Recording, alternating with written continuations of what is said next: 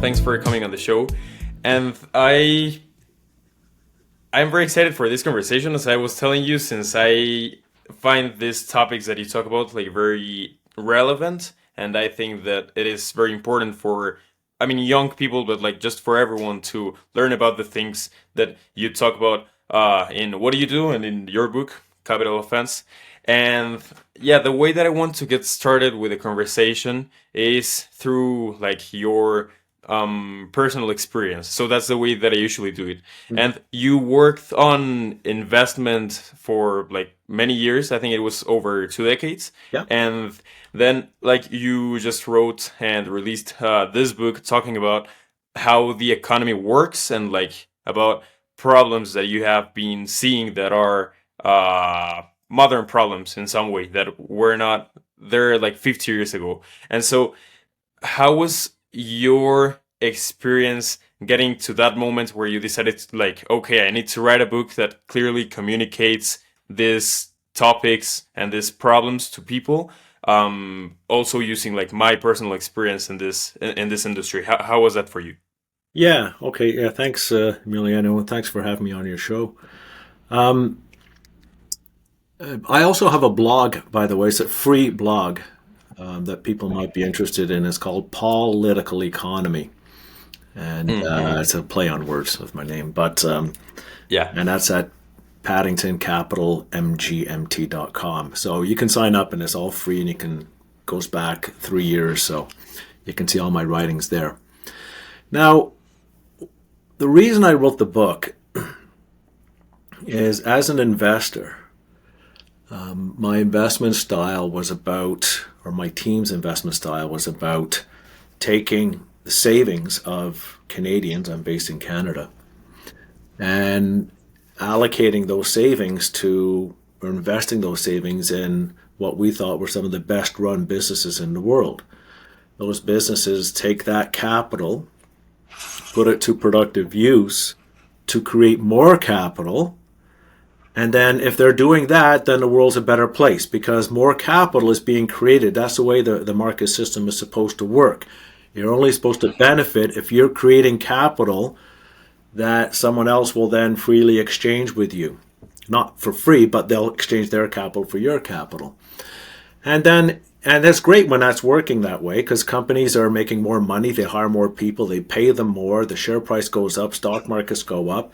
That's what's called a real wealth effect, where stock markets are going up because it's reflective of more capital being produced, more wealth being created and then exchanged by market players.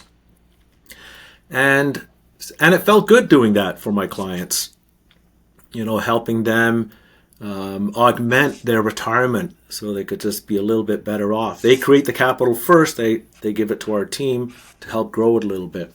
So that it feels good to be part of that. But then I started noticing that central banks started, rather than setting the conditions for the creation of the most optimal creation of capital, they started redistributing capital within the system. So, as saying earlier, you see how you create capital, companies become more profitable, then the stock markets go up. So, central banks couldn't wait for all this capital creation to happen. So, instead, they decided to drive the stock market higher first and try and drag the economy up with it. And they did this in a couple of different ways, which we can get into later.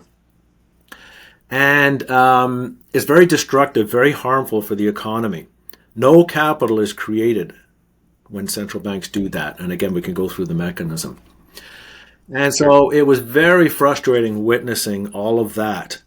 And the main beneficiaries are those who own the most stocks. And the wealthy own the vast majority of equities in the United States. And then they tried to do the same thing through housing, which we can get into.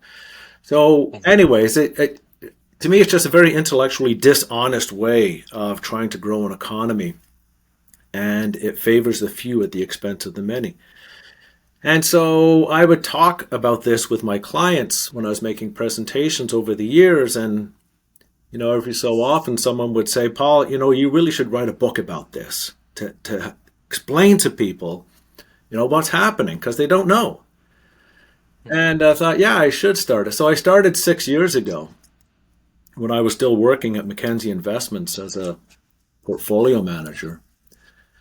But I just couldn't find the time to complete the book because I could only write on vacations. And yeah, so I decided to leave my employer, started my own business called Paddington Capital Management, and started my blog, and finally got to finish the book. And yeah, and it's the whole idea is that it's written in very easy to understand terms. You don't have to be an economist. You don't have to be a professional investor to understand the message in this book. I use lots of analogies. Take it one step at a time. Go slowly. And my wife and my three daughters have all read the book. They get it. My friends have read the book. They get it. And yeah, so, as we were saying earlier before we started recording, people are smart. People are very smart, but some people don't speak the language of economics or investing. It's like if somebody's talking in Greek, just because you don't understand Greek doesn't mean that you're not smart. You just can't contribute to the conversation because you don't speak Greek. So this book is almost like a translation, if you will, about Hmm. what's going on. And so that's sort of my path from investing to writing this book. Sure. On that last part of like being intelligent but not necessarily speaking the language to be able like to communicate with other people, I think that, I mean, as a person who has over the last years had the opportunity to like interact with people in English and in Spanish and in German, I have had many times where mostly in German where I cannot like necessarily share my ideas or like get the ideas of others like fully, but it's like because of those language barriers. And I mean that's something that is like very evident with actual languages, but Hmm. it's true as well in like many other fields that are like in as in your case economics, or for many people engineering, or like Yeah, sure. AI, or like things like this. Yeah. One question out of curiosity before diving into capital create no into wealth creation Yeah. without capital creation, which I think is like a relevant topic. But like yeah, the question before that, so right now you are at a stage where you are teaching people like about these problems in a very uh clear way, right? But it's more like on the economic side. Are you planning on doing anything like on the personal finances side, on like something that could complement the work that you're currently doing? No, I don't think so. That's a different skill set. Mm, And, and um, my clients over the years were professional financial advisors, stockbrokers, financial planners. And, and I've met so many amazing financial advisors over the years doing amazing work for their clients. And seeing how these people operated, I can't compete with that. You know, mm, mhm, mhm. sort of, yeah, I think I will stick to this, Uh-huh. and there are some great advisors out there who have written great books as well. And Mm. so, yeah, so I think I don't know if I could contribute to that, to be honest. Sure. No, and I mean, a good point on that is that like there are many people who are already in that space, but not necessarily in the space that you are working on right now. And well, yeah, with this, I want to get into yeah, this idea of like get how many people in today's economy like are getting something without even like providing anything. Like that's something that is happening a lot. And as I was editing your conversation with Nick for the Book Thinkers podcast, one of like the main lessons, or maybe like the main lesson which led me to want to like talk with you for my podcast, was how you explained how the housing market works right now, and how it is being like a very big problem because like housing prices are just like rising a lot without capital being created, right? Yeah. Out of that increase in prices. So yeah, I would like you to dive into that so that people listening can grab the idea of capital creation and wealth generation more easily. Yes, yes, absolutely. So, the way a market system is supposed to work, like I sort of alluded to earlier, is that, you create capital and then you exchange your capital with somebody else who's created their own capital. And so the example I give is, let's say you make a bike and I make a suit. We both created capital. And then we exchange the bike and the suit with each other. So now we each have a bike and a suit, and it didn't come at the expense of anybody else, right? We created that capital and then we exchanged it with each other. We did it through a medium of exchange called money, which is where the trouble starts, and we'll talk about that in a little bit. So that's all good. And back in the 1990s, when stock markets were going up because of the dot-com era and productivity growth was growing rapidly in America, that was also good. There was real capital being created. But then you had the dot-com crash, stock markets crashed, and the Federal Reserve, which is the central bank of the U.S., they decided to try and create a wealth effect, not through providing or establishing the conditions in the economy for capital to be created. Instead, they decided to drive housing prices higher. And they did so by taking interest rates down to 1%, despite the fact that the economy was still growing. And so, sure enough, housing prices started to soar, and it became a bubble. But the central bank was happy with this, because as people's house prices go up, there's a wealth effect where people feel wealthier because their house just doubled in price or whatever, and they'll borrow more money, extract equity from their home, use their home as collateral for more debt, and go and spend that money, and it drives GDP higher. And so they think they're doing a good job, the central bank. But when you drive housing prices higher, there is no capital being created, right? So all you're doing is forcing the next generation to pay more for the same economic good that the previous generation paid for. Now, the example I give in my book is our house here in Mississauga, which is a suburb of Toronto. We bought it in 2001, right when these central bank policies, wealth effect policies, really took off. And so if we sold our house today, we would get 4 times what we paid for it. Now, what was our contribution to society? What capital did we create? Who out there is better off because of the capital that we created? Nobody, because we didn't create any capital. A younger couple or a newcomer to our country has to pay 4 times what we paid for the same product. A house is not a productive asset. Our house is not producing 4 times as much stuff. It hasn't grown 4 times in size. It hasn't relocated to an oceanfront view. It's the same economic good. So now when you look down on society, what you see is a redistribution of wealth rather than wealth creation. So there's a redistribution of wealth from the young couple's bank account into our bank account. But when you look at society as a whole, there's still the same amount of capital. One house. Right? So it's a massive redistribution of wealth from the next generation and newcomers to people like me. I'm 63, so I'm just at the tail end of the baby boom. And it's resulting in a class struggle, which it's pitting people against each other. Our generation is benefiting at the expense of the next generation. And this is going to be the first time in modern history that the next generation is going to be worse off than the one that preceded it.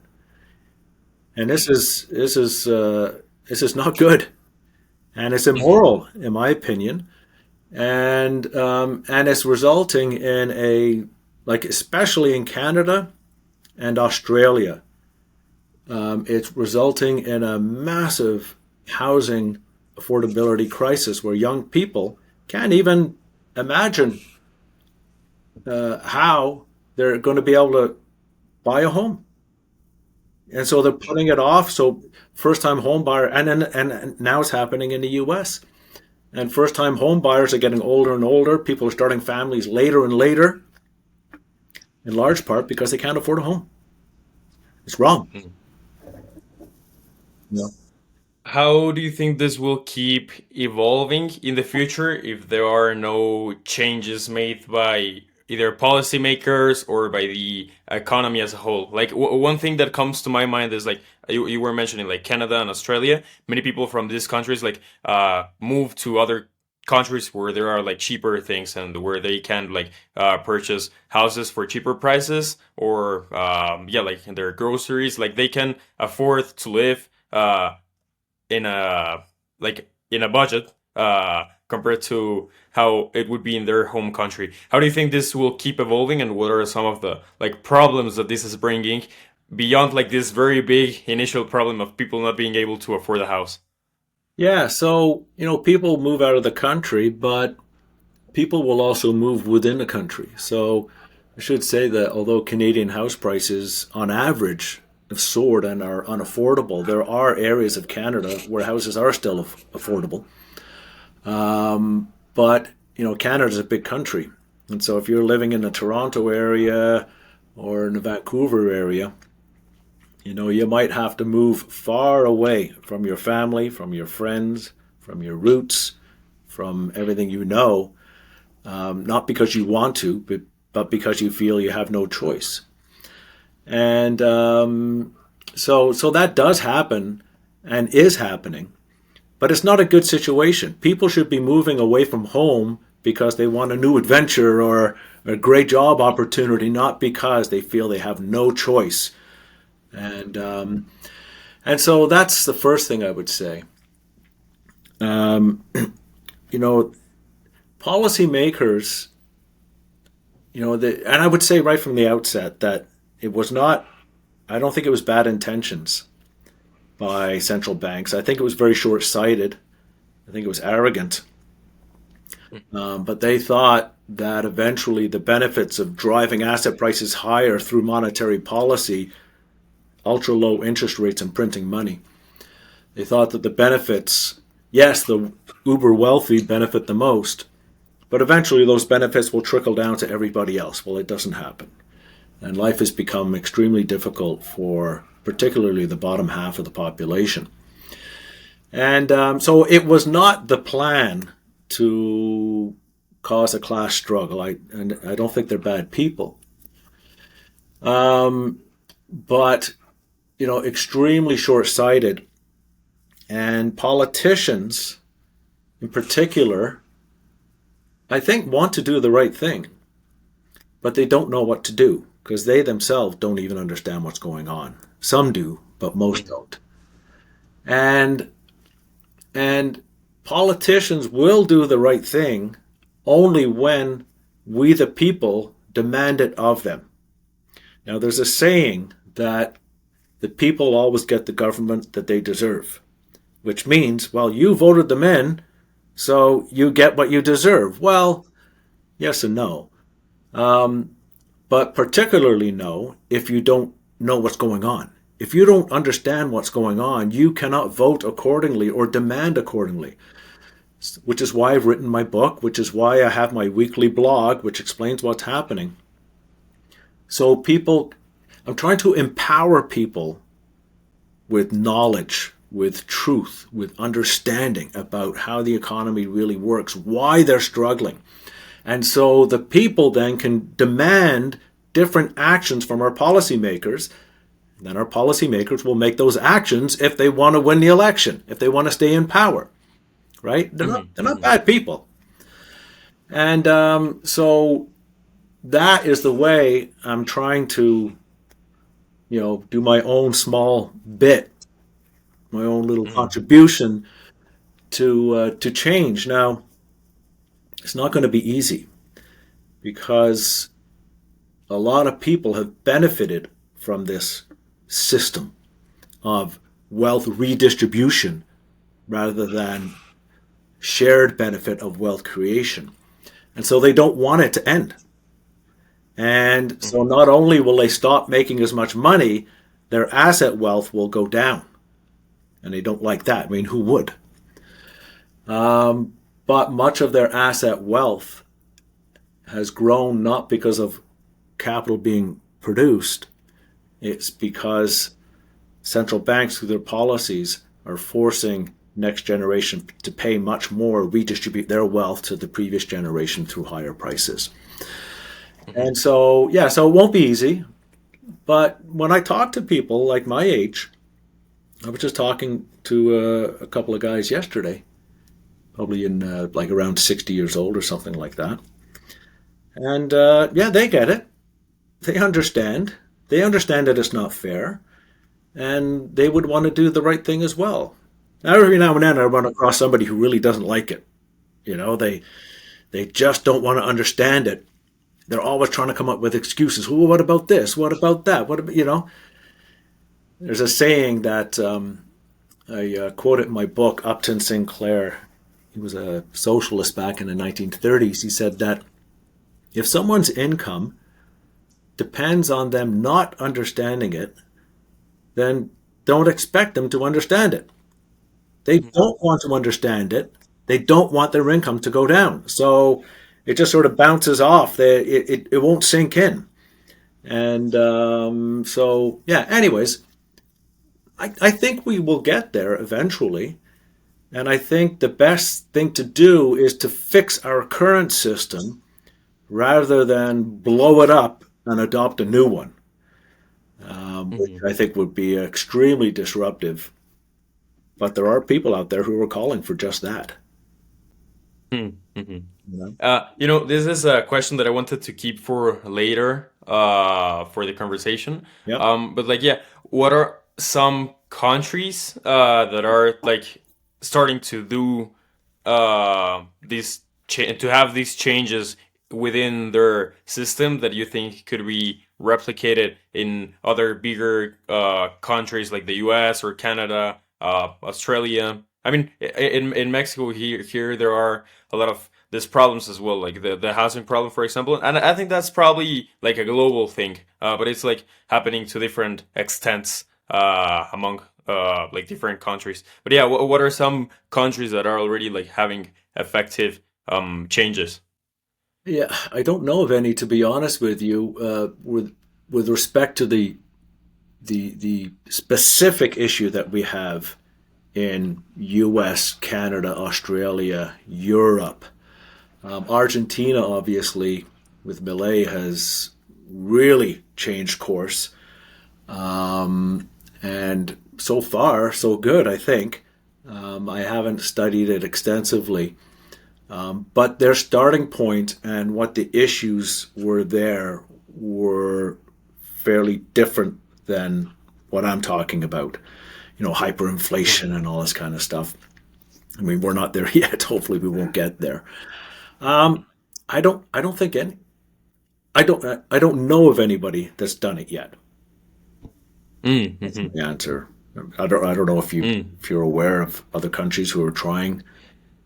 No, no, no. Yeah, to be honest, that was just like out of curiosity, because I'm not I'm not sure about that a lot. I mean, I think I do know about some countries that maybe are managing this wealth redistribution aspect like in better ways. Hmm. But I think that that also has to do with like other components. Like, for example, like I mean, this is from like introduction economic classes that I have had like over the last years. Yep.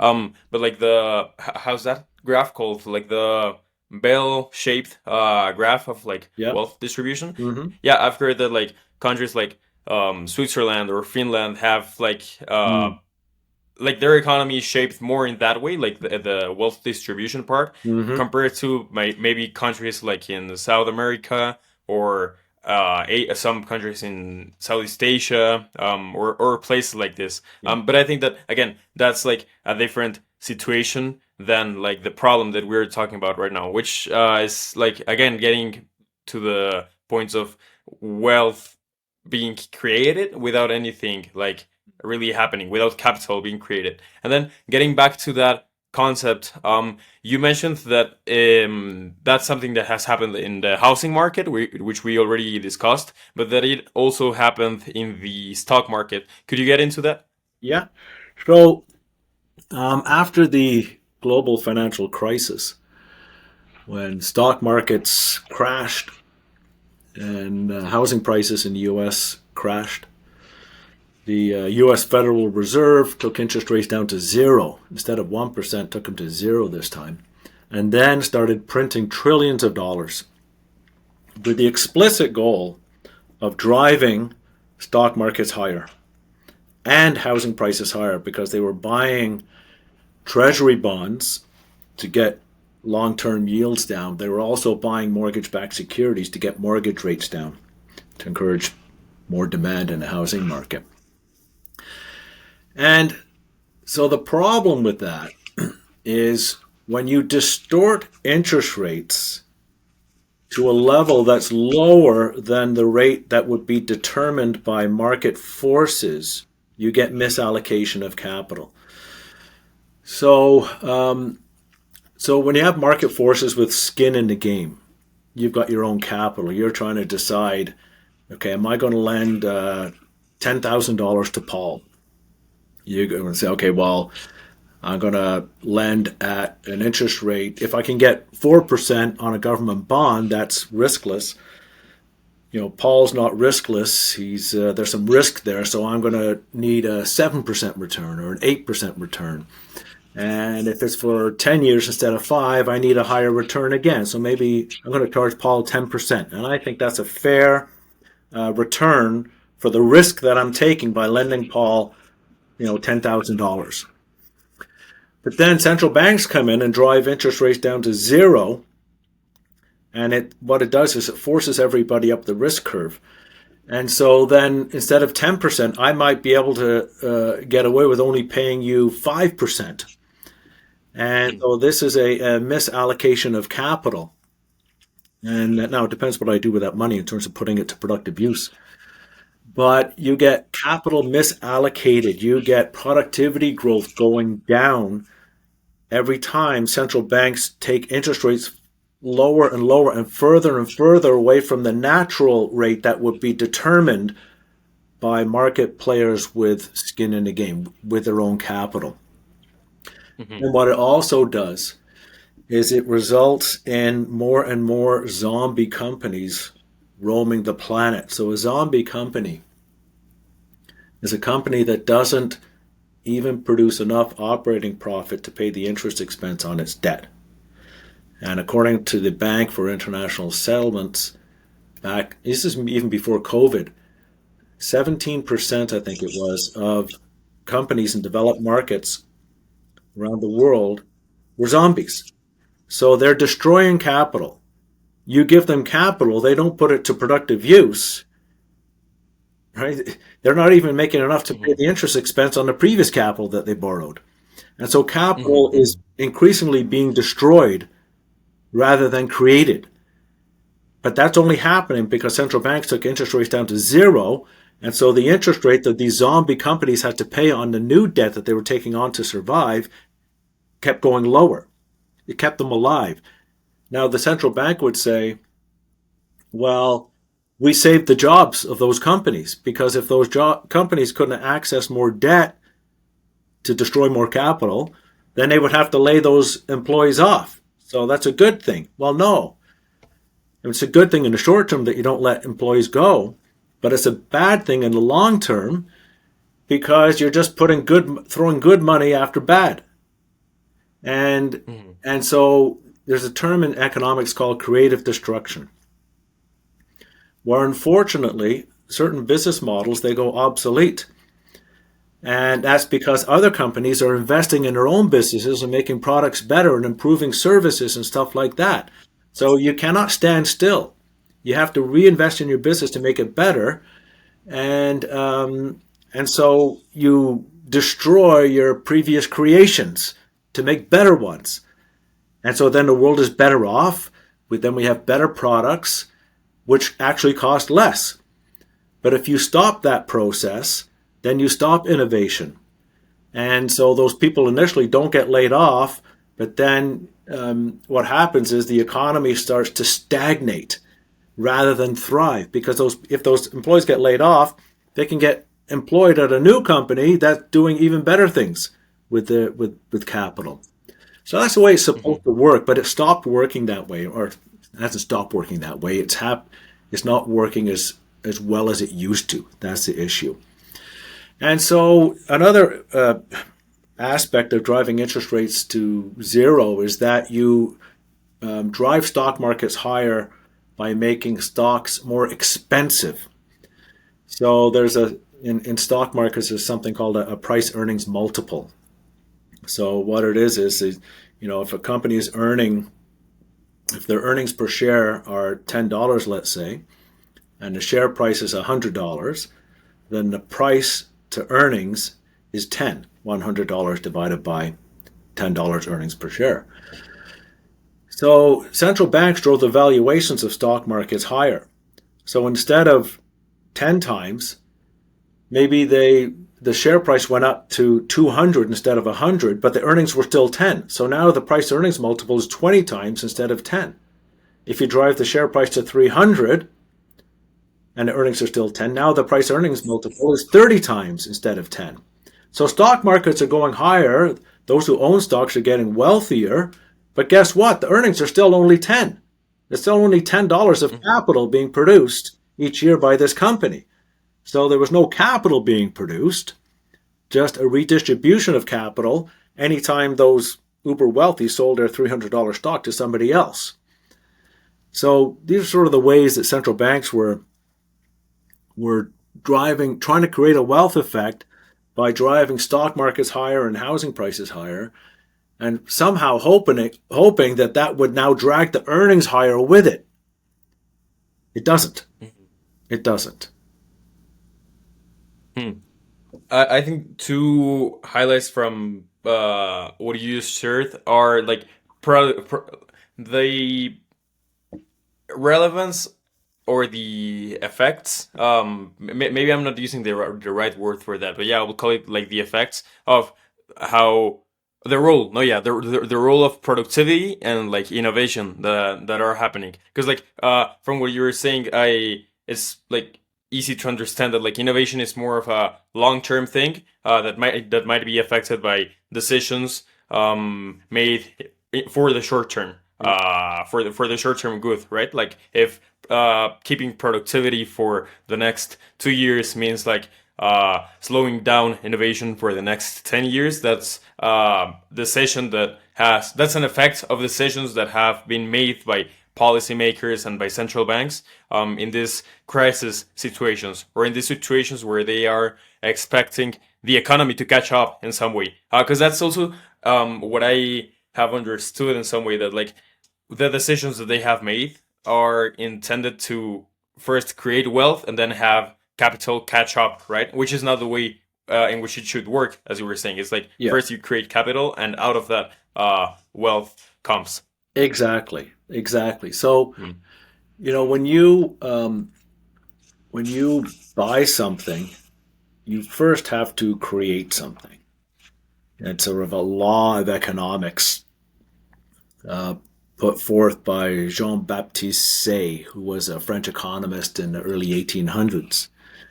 And so earlier I was saying, if you make a bike and I make a suit, when you make a bike, you have capital, and now this capital that you have gives you the wherewithal to go out and buy something, to demand something from someone else. You can demand a suit from me because you have a bike to offer. So you produced something first. You produced capital, and then we exchanged it.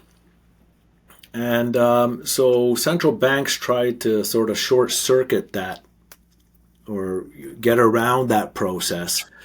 And because they view that sort of economic law as being inconvenient.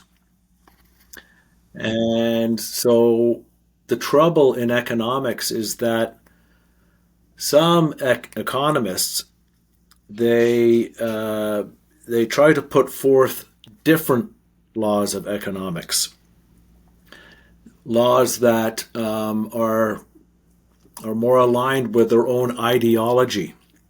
So economics is not about ideology. It just is what it is. These are the rules. These are the laws. And some economists have likened it to, getting angry at the law of gravity or blaming gravity for a plane crash. Well, no, it's nonsensical. This is the law of gravity. So how do we deal with it? And so that's the Mm-hmm. approach of my book. These are the laws of economics. So how do we deal with it? So if you want to have this sort of ideology, well, here's the cost. Here's how much it's going to cost society. But people don't want to think about the cost. They only want to think about the benefits. And nothing comes from nothing. Somebody always Mm-hmm. pays. That is a law of economics. But it gets when when you use money in the system rather than just capital, you can lose sight of who is bearing the costs of all of these benefits. And that's why policymakers have gotten away with so much for so long. And so, I should explain the title of the book because it's related to this. So you make your bike, I make my suit, and we exchange it. That's a barter system or something called direct exchange. We exchange the products with each other. But you can't have an economy functioning on barter. So instead, we use a medium of exchange called money. So you make your bike, you sell it for $1,000, and then you use your $1,000 to buy the suit from me, right? So when you sell your bike for $1,000, what you're doing is temporarily storing up the value of your bike in that money. So that $1,000 effectively has one bike stored up in it. That's why the money has Mm-hmm. value. So if you make 10 bikes and you sell them for $1,000 each, you've got $10,000 in your bank account. You effectively have 10 bikes in your bank account, right? The value of 10 bikes stored up in that money. And you're saving that money to spend later. But before you get a chance to spend your $10,000, if the central bank doubles the money supply, then you're in trouble. Because when the central bank creates new money, it creates it out of thin air. The central bank did not create any capital to get that $10,000. It just printed it out of thin air. That new $10,000, which has no capital, obtains capital when it comes into circulation by extracting capital from the rest of the money already in existence. So your $10,000, which had 10 bikes in it, when the money supply is doubled, what happens is five bikes are extracted from your $10,000 and put into the newly printed money. Mm-hmm. Well, you still have $10,000 in your bank account. You look at your bank statement. Oh, good, I got $10,000, but it's only got 5 bikes instead of 10. So now your $10,000 will only buy half as much as it would have done before the central bank doubled the money supply. And that's why the name of my book is called Capital Offense. Why some benefit at your expense? Because they're taking your capital from you without your permission, Mm-hmm. right? And I said without your knowledge. I mean, you do know it's happening. You see 10,000 in your bank account, you might think I'm okay, but as soon as you go to spend it, you see it's only worth half as much as it was before. So you know you're getting screwed, right? You know somebody's benefiting at your expense, but you just don't know how and who. It's hard to connect the Mm-hmm. dots once you bring money into the situation. Mm-hmm. So that's what the book is about, trying to connect those dots step by step so you can see why life is becoming more difficult. Sure. No, and I think you do a great job with that, with like putting everything in a very structured way that can be understood by people easily. One thing that comes to my mind with the last things that we have been talking about, and also getting back to the like housing prices going up, is the diminishment of purchasing power, which I think a good way to put it, or a good example to put it, is with a couple who is like trying to buy a house, and who is being affected by all of these problems, right? Like the house, the housing price is going up without any capital being created, as you were Yeah. saying. Like the house is not doubling in size or anything, so that's one problem. And then like money, so the method for the transfer of capital increasing, and so that's why also your capital is less valuable in terms of the money being created. And like yeah, this couple is being affected um, by these things that are happening in the economy even before they arrive to the economy. Hmm. And also the thing that happens is like their purchasing power is like very low compared to like a couple 50 years ago, right? Yep. So they might be working as much or even twice as much. Yep. Well, maybe not twice as much, but because that would be like 80-hour work weeks, right? But like let's say 60-hour work weeks instead of 40-hour work weeks. And yeah, so like that they are working more, and I'm not sure if you would consider that like producing more. Let me know your thoughts on that. But like they are doing more and having less resources to be able like to get things, right? So Yep. they're not only they're not only people who are like getting uh things without providing anything, but there are also like people who are giving things and getting like just a few things in return, right? Yep. Yeah, I would like you to dive into your thoughts about that, and about like how purchasing power has been affected by these problems in the economy. Yeah. So I think, yeah, people are much more productive today than we were back in the day. You see, productivity growth does grow. One of the issues is it's not growing nearly as fast as it should be. And in Canada, it's actually ground to a halt. But in America, productivity is still happening. So people today are more productive. Now, your comment earlier about, people having to work twice as much and, well, they're not working 80 hours instead of 40. But in a way, it's true because, probably back in the 60s and 70s, you could afford, and maybe the 80s, you could afford to have just one person working and buy a home. But you can't do that anymore. You need two people working in a home, so they are working twice as many hours. And so, I'll use Canada as an example because it's Sure. particularly egregious here.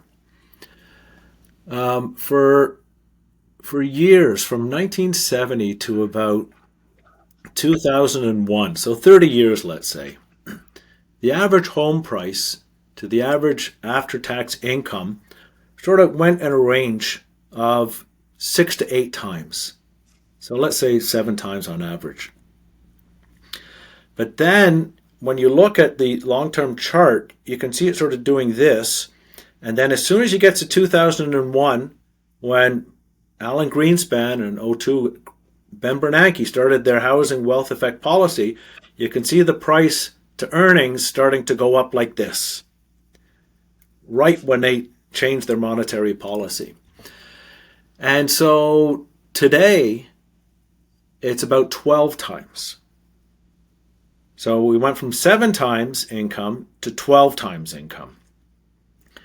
And so it's not only your mortgage rate or the mortgage payment that has gone up significantly, but the amount that you need to save for your down payment. So house price has gone through the roof. The down payment is going to take you many years to save for. And the amount of interest expense that you pay over the life of the mortgage is astronomical. And so, despite the fact that the next generation is better educated than my generation, work just as hard. I don't believe this nonsense about the next generation being lazy and entitled. Every generation has those things. Coming out of school, we think we're the bee's knees, and yeah. So more productive, better educated, work just as hard, and can't afford to buy a home. And I know exactly why that is. And central banks will tell you, well, we're only lowering mortgage rates or lowering interest rates so we can make housing more affordable. No, lowering mortgage rates does not make housing more affordable. It makes mortgage payments more affordable. It doesn't make the house more affordable because the house goes up in price. And then longer term, when you have to, for the next buyer of the house, the mortgage payments are not going to be lower even with a lower interest rate because now the house price has gone through the roof. And yeah, it's just really bad economic policy, and it's a redistribution of wealth, pitting people against each other. It I kind of liken it and what's going on in the stock market to increasingly what's happening in the economy is that rather than the mutual benefit of two parties creating capital, it's it's people trying to win capital at the expense of somebody else, and it's like a game of poker. So if you've got six people around a table playing poker, they're playing poker, but there's no capital being created at the table. There's a redistribution of wealth at the table, and at the end, you have one winner and five losers.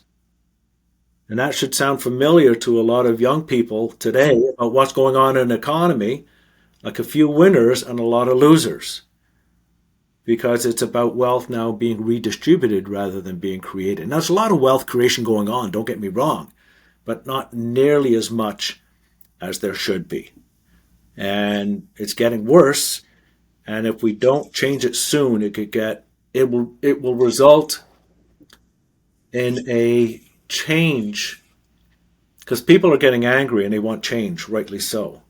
But I don't think they understand why life is tough. And so the risk is that you throw out the free market baby with the crony capitalism bathwater.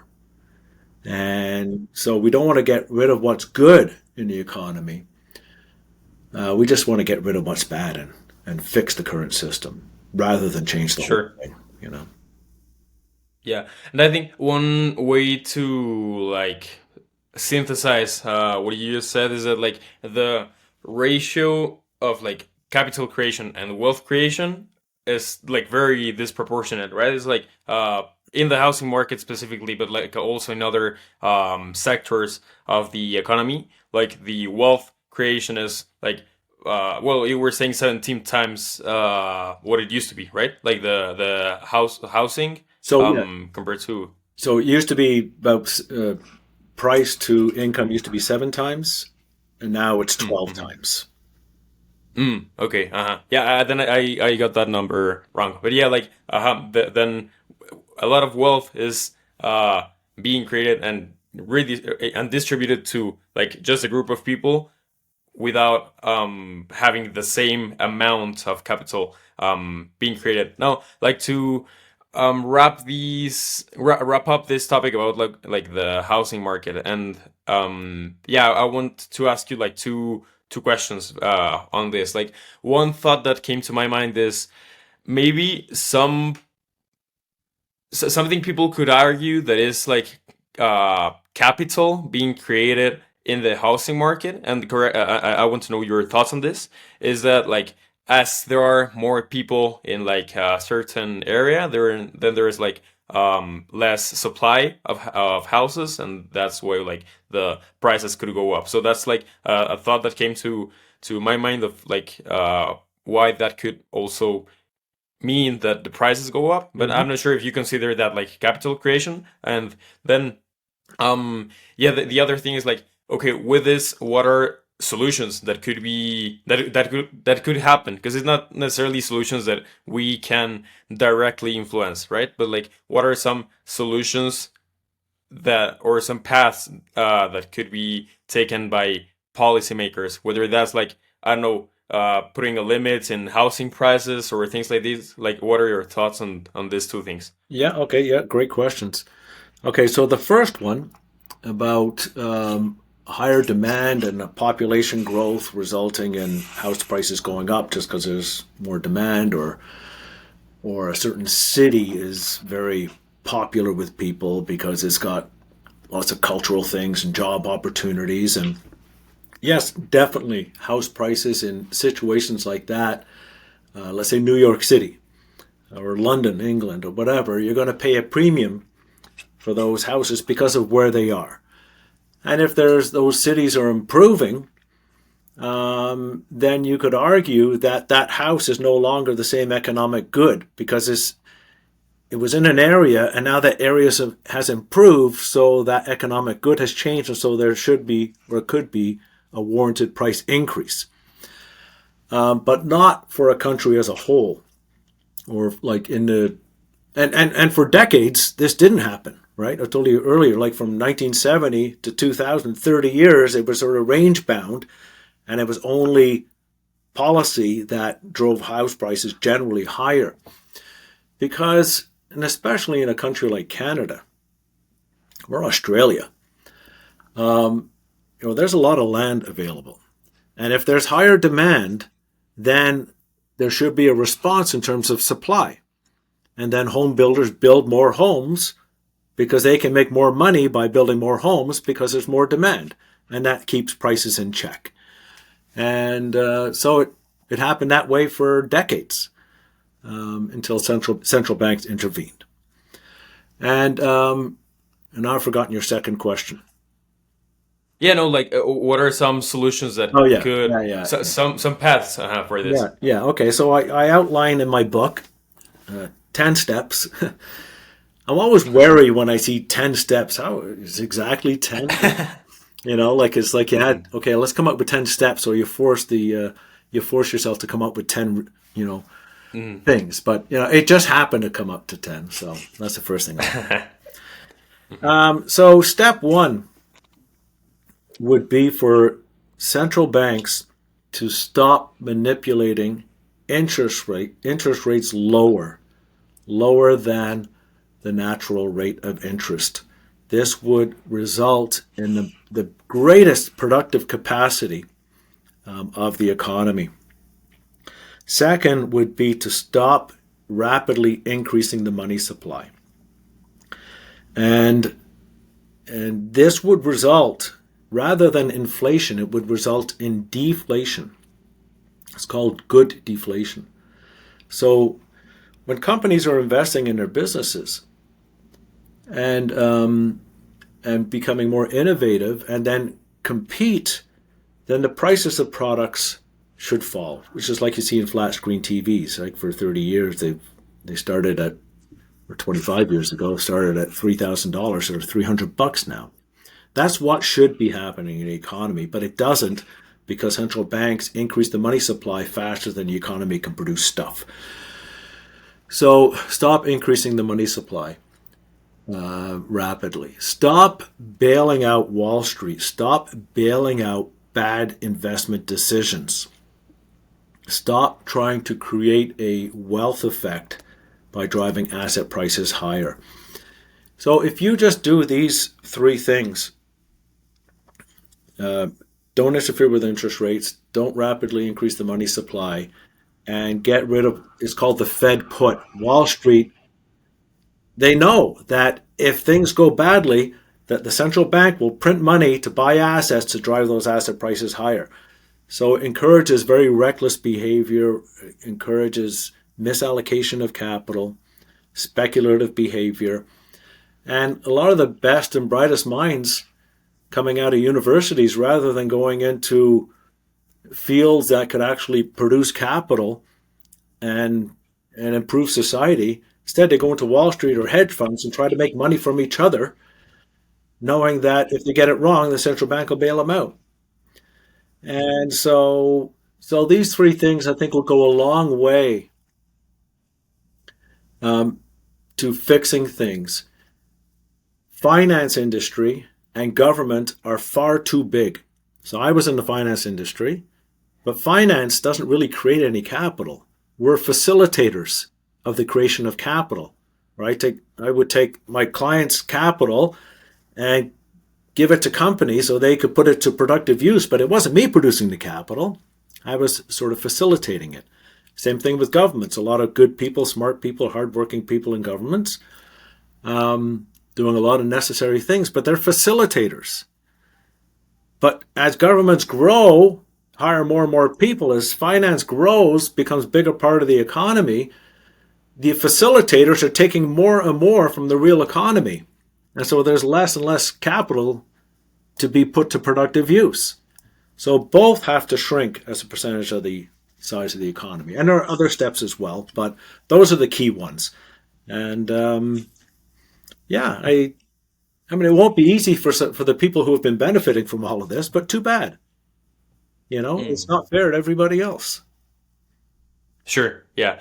No, and I like that the way you mm, like put these solutions into even like bullet points does not necessarily mean intervening directly into these markets where you are seeing the effects, right? So you're not talking about like intervening directly into the housing market and like saying no, a house cannot be four times what it was worth 20 years ago. And so you are talking more about like solving these problems through the things that originally created them, which is like again the interest rates and how money is being distributed, especially in relation to capital creation, which is a very important point of what you're saying. Like you're saying that people who are in this industry, which facilitates like the management and the movement of capital, Yeah. is like too big compared to maybe industries that are actually creating something new, right? That are innovating and like being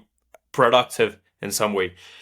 With this, I want to start to get into some final questions, Okay. which I think relate to the things that we have talked about, but that also focus on like different aspects of like our modern world, especially with technology. And so yeah, the first one is, so we've been talking about like how money is being printed out of thin air, right? And so um, Bitcoin started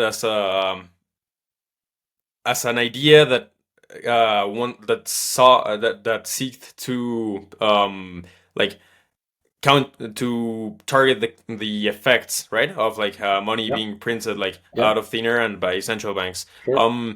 Of course, like after the years, like Bitcoin and cryptocurrency has become like um a very controversial asset, and also like not stable and not necessarily uh being used for what it was originally created for. But yeah, I wanted to know like your thoughts on these um propositions, right? Of like these new ways to manage capital, specifically with cryptocurrency.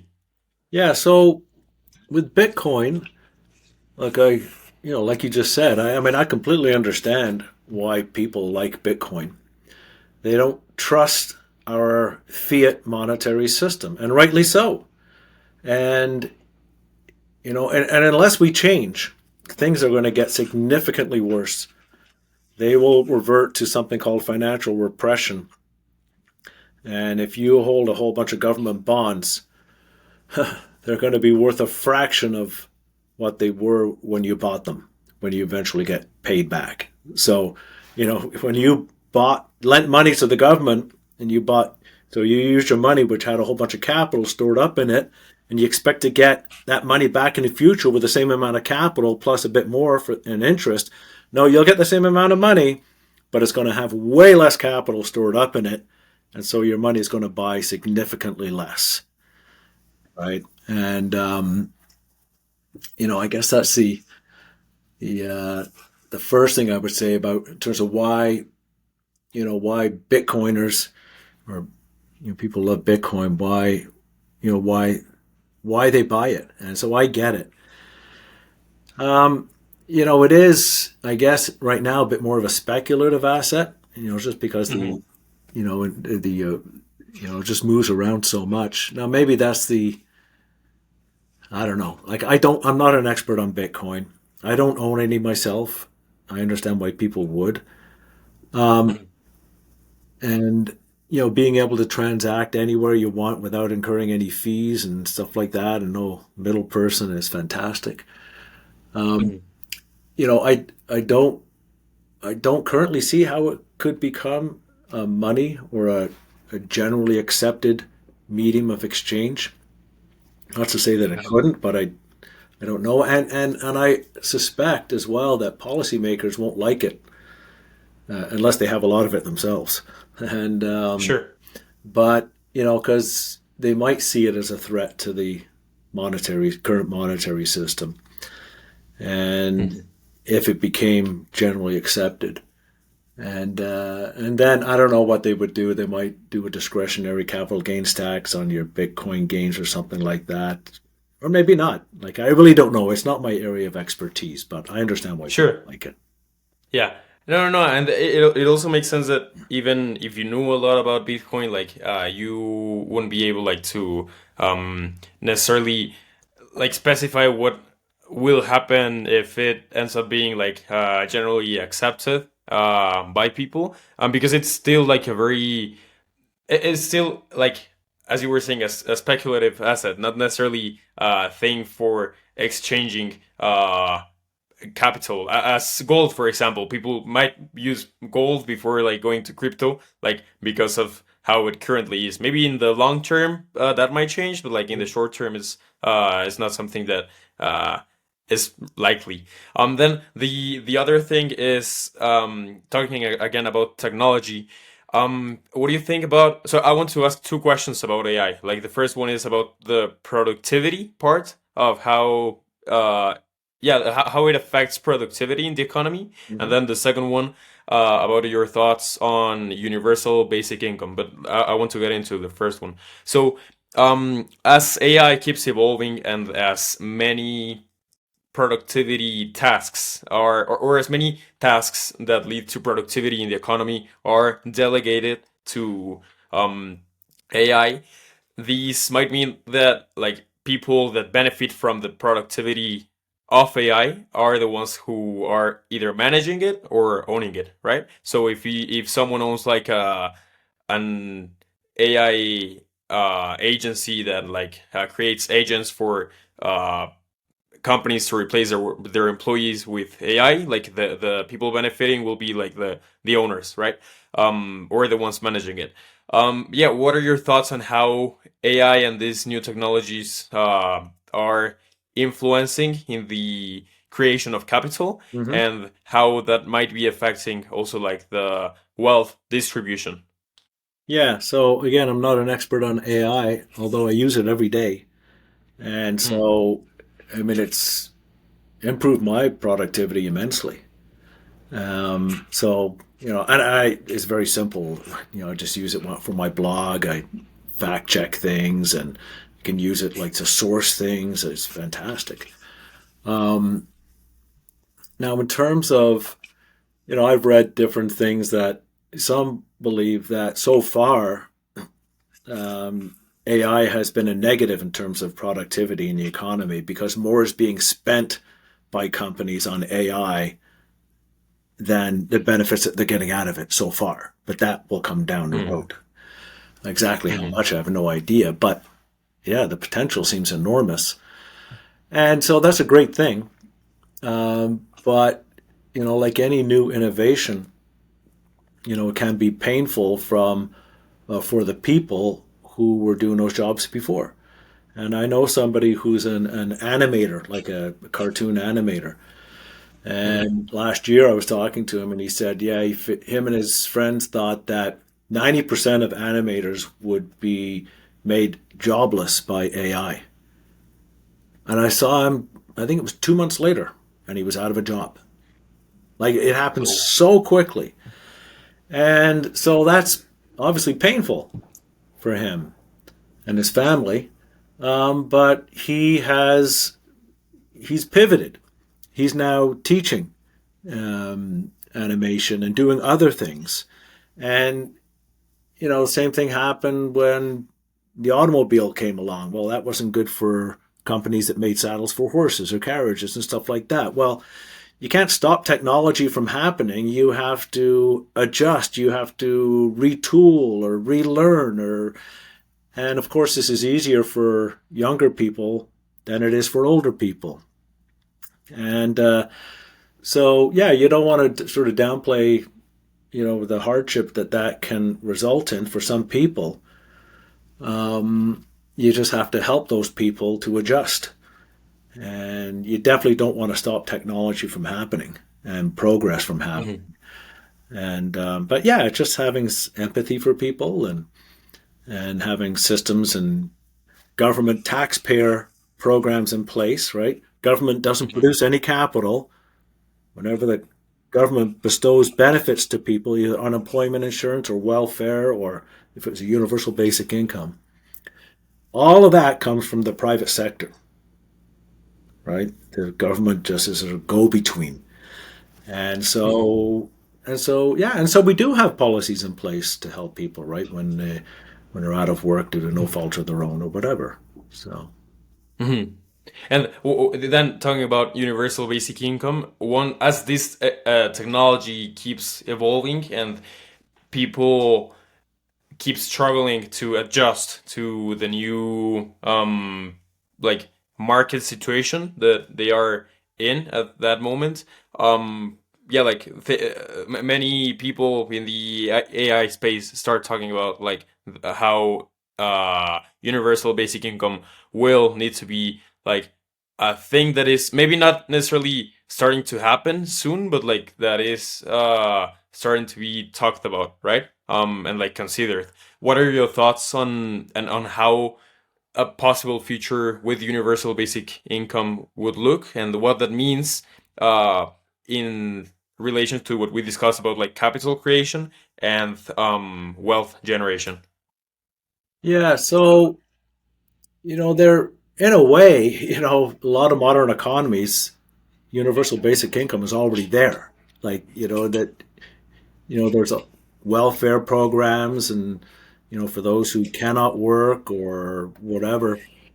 Um, in there's a book, I forget what it's called, but it looks at the total benefits or income of the bottom 20% in America. And when you include all the benefits, I think it's like close to $50,000 per year that are available to people. Now, I guess you have to apply for them and all that kind of stuff. I don't know all the ins and outs, but a lot of this is already there. And but I think a UBI would just apply to everybody. No matter how much money you make, you get whatever it is, thousands per month or something like that. I understand why people want to go that route. I think ultimately it's a bad idea. I think things need to be means tested. Like if you make enough money, you shouldn't be getting it. You don't want to discourage people from working. Um, you know, uh, and that's the trouble when you because you have to tax the private sector that much more to pay the benefits for people who are not working. Now, when you pay people, if they don't have to work, you discourage work. So there's less stuff being produced in the economy. If you have to tax more people on the private side, you have to tax them more. You discourage work from those people as well. So both sides are discouraged from producing Hmm. stuff, which is Hmm. that's what creates all the wealth. The wealth in the world is created by people in the private sector, investing their hard-earned capital, uh, you, their work ethic and their drive and their enthusiasm and their smarts and stuff like that. That's what makes the world go round. It's not money. The money is just used to exchange with each other all that great stuff that's being produced. And so, yes, you want to help people who or down and out, either temporarily or even permanently. But you don't want to discourage work. And so Mhm. it can be a fine line. And again, that's not my area of expertise, but just the way I think about it. Sure. No, and I mean, I think it's important or it will be important for people who make decisions on this topic, like to understand this fine line that you were talking about, regarding like how much you encourage people to work and how much you're this encouraging them. Because like discouraging them, that's a word, right? Yes, yeah, Yeah, discouraging them. Because like yeah, otherwise there will be more economic problems that come out of like trying to solve this problem that is more that has more effects like on the short term, right? Like people not having work and therefore like not being in a very good economical or financial situation. I would like to ask like just one last question on like the to wrap up the conversation that we have had, and sure. then like some final questions that I usually ask all of my guests. And Okay. so yeah, to wrap up this conversation, I feel like the main takeaway for people is, well, first of all, like these things are problems that are happening and that we all need to understand, enable for things to change. And like one of the main things is how these relationship or this ratio of like wealth creation and capital has become like disproportionate, right? And that is leading to many more problems that are affecting all of us in different ways. Yeah. But yeah, like what do you think is the main thing that people should like take out of this conversation so that they can like start noticing how that affects like the economy as a whole and also like their personal lives financially? Yeah, I don't know. I mean, my own journey was one of not kidding myself. Like, don't believe in the something for nothing fairy tale. Like, if you are benefiting more than you're giving, then your benefit comes at somebody else's expense. That's all there is to it. And, it's very easy for us to kid ourselves and believe that our benefit has not come at someone else's expense because I can't see who those people are, right? And so you want to put your storing stock portfolio or your storing house price, you want to put that down to your own brilliance. Oh, I timed that purchase well and all this kind of nonsense. No, you were just lucky you benefited from central bank policies. So just be real about it. And, that can open your eyes to what's going on and then have more empathy for those around you who have not only not been benefiting, but been paying for Mhm. your benefits. Yeah, I guess that's what I would say, I think. Okay. Yeah, I think it's a good way to wrap up and like to a good synthesis because we covered like many topics and I You think did, yeah, most of it was like in a very clear way. Some things people might need like to research some terms or like yeah. to listen to some parts again so that it is like clearer for them. But yeah, thanks for all of what you have shared. Now I want to get into like the last three questions that I usually ask and they you can answer this relating them to anything that we have discussed or to any other topic. It doesn't really matter. So Okay. the first one is what is a book, a movie, a music album, anything that you have consumed or watched recently that you enjoyed or like yeah found valuable.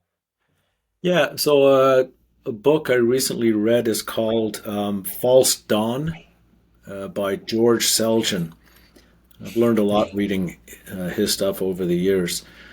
And it's about the Great Depression in the U.S. back in the 1930s and the New Deals of Franklin Roosevelt. And one of the issues is a lot of current day economists believe that the New Deals by Roosevelt got the U.S. out of the Depression. They didn't. And it's a myth. And so it's important to understand what the New Deals did, the good things about the New Deals and the not so good things. And it's important to understand that. So once we do get into another crisis, which we will, we don't try to implement past policies that didn't really work. And Hmm. so it's a worthwhile read for sure. Great. How's it called again? Great It's Dawn? called False Dawn. False Dawn. Okay, False yeah. Dawn, yeah. Okay. So the Depression went on for ages, and it looked like World War II got the U.S. out of the Depression. It didn't really. That's another subject, but anyways. Okay. Then the next thing is, what is something that you have learned or discovered recently that you found valuable or interesting? Mm, well, I guess, yeah, maybe that. I mean, I guess I sound kind of boring because I don't read a lot of stuff other than economics and economic philosophy and stuff like that because I just love it. I absolutely love it. Mhm. And that's all I've been reading for the last 15 years or so. And, but yeah, just, yeah, nothing sort of momentous, I would say, but it's just Uh-huh. like slow learnings that add to your foundation of truth and understanding, Hmm. if you will. And it's a, Hmm. it's a long journey, but but if you're enjoying it, then you don't mind the journey and you actually love the journey. It's like if you get in a car and you're driving somewhere and you just Hmm. focus on how soon we're going to get there. Well, no, enjoy what's going on around. Enjoy the scenery. Look at this. Look at that. You know what I mean? So, yeah, no, Hmm. no, no eureka moments of late. That's for sure. Okay, sure. But I think that's a good insight because like especially for learning, um, I mean I personally sometimes even and I think many people have like the urgency to like or the urge to like learn things quickly and to like stay ahead or whatever without really like just focusing on realizing that oh yeah I enjoy this subject I might just like dive into it because of the exploration's sake, not necessarily because I want to get something quickly out of it, which is something that we many times forget because of like trying to catch up to how to the pace of how we see that some things are happening. So yeah, I think that's a good insight. Okay, great. So thanks for sharing that. All And right. then the last thing I told you, my podcast is called Coffee Lounge. And yeah, what is your favorite type of coffee? That can be a specific coffee drink, specific bean, whatever, and a situation or a place in which you enjoy drinking coffee. Okay, so hopefully I get through this. My battery is just about to. I forgot to bring my cord down, so hopefully I get through this. Yeah, so I don't drink coffee out very much. I because I'm usually writing, and so in my home office, so I drink coffee at home.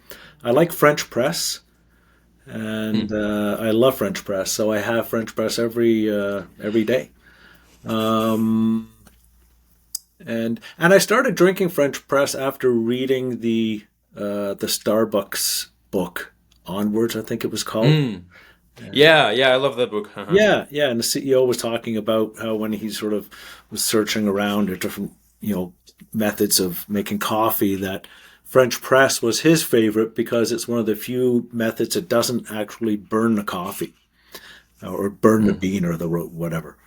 And yeah, so ever since then, I started drinking French press, and yeah, and I drink mainly at home. And Mm. Great. what was the other part? Was there another part? No, yeah, like was like a place in which you enjoy drinking coffee. Yeah, I don't. I don't ever really go out for coffee, to be honest with you. I like Mm. to go to Hmm. pubs and have beer, but in fact, I read a lot of economics in a couple of pubs I go to. I just get a quiet corner and have a Mm. couple Hmm. of beers, and I read a lot of economics. And yeah, just sort of quiet corner, leave me alone, and Hmm. A beer and the book, and that's it. perfect. Yeah, great. Well, is there anything else you would like to add? No, I don't think so. I've loved our conversation. You asked a lot of really good questions. Well researched, and I think you're doing a great job in educating people about what's going on, and it's a really great service. Well, yeah, thanks, and I appreciate your time, and I appreciate you for coming. So thanks for all of what you have shared, and for yeah, writing the book. I'll add though the link to your book and to your stuff, to your work in the description of the episode. That'd be Yeah, great. Thanks, Emiliano. Really appreciate it. great.